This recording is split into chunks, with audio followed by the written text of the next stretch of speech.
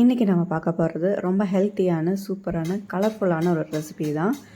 Corn palak இந்த ரெண்டுத்தையும் வச்சு ஒரு ரைஸ். குழந்தைங்களுக்கு கீரையே பிடிக்காதுன்னு சொன்னாங்கன்னா கண்டிப்பாக இந்த ரெசிபியை ட்ரை பண்ணி பாருங்கள். கண்டிப்பாக அவங்களுக்கு பிடிக்கும். லஞ்ச் பாக்ஸ் எம்டியாக வரும்.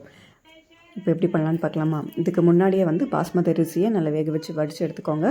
அதுக்கப்புறமா நம்ம கார்ன் அதையும் வேக வச்சு எடுத்து மாற்றி வச்சுக்கோங்க. இப்போ ஒரு கடாயில் ஒரு டீஸ்பூன் வெண்ணெய் ஆட் பண்ணிக்கோங்க. உருங்கினதுக்கப்புறமா கொஞ்சமாக ஜீரகம், அதுக்கப்புறமா நல்ல ஒரு 3லேருந்து 4 பல் பூண்டு எல்லாத்தையும் போட்டு நல்லா வதக்கிக்கோங்க. பூண்டு பிடிக்காதுன்னு நல்லா குட்டி குட்டியாக கட் பண்ணி போட்டுக்கோங்க. போட்டு நல்லா வதங்கினதுக்கப்புறமா கொஞ்சமாக நான் பாலக்கீரை எடுத்துருக்கேன். நல்லா வாஷ் பண்ணி குட்டி குட்டியாக கட் பண்ணி எடுத்துருக்கேன். அதையும் போட்டு நல்லா வதக்கிக்கோங்க. இந்த கீரை நல்லா வதங்கி வெந்ததுக்கப்புறமா நம்ம வேக வச்சுருந்த மக்காச்சோளம் அதையும் போட்டு நம்ம வடித்து வச்சுருந்த பாஸ்மதி சாதம் அதையும் உள்ள ஆட் பண்ணிக்கலாம். நான் காரத்துக்கு அந்த டைமில் நான் எதுவுமே ஆட் பண்ணலை.